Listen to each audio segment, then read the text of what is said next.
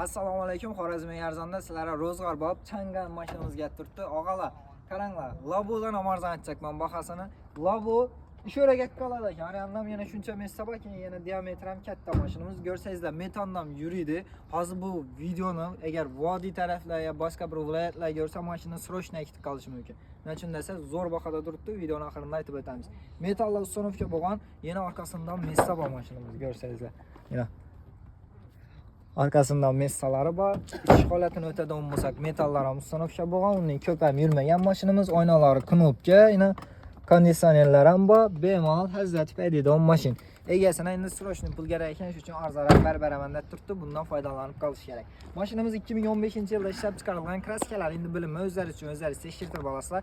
Xo'p, keyingi masala, mashinning tan narxi 95 milyon 500 ming so'm bo'lsa, Xorazmiy arzondan bemalol olib ketsangiz bo'ladi. Yana ustida ozgina savdosi bor, yana kelsangiz bo'ladi.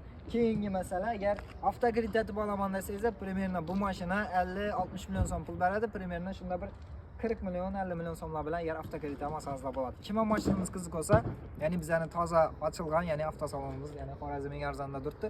Bemalol kelib mashinamizni xarid etib ketsangiz bo'ladi. Rahmat hamma.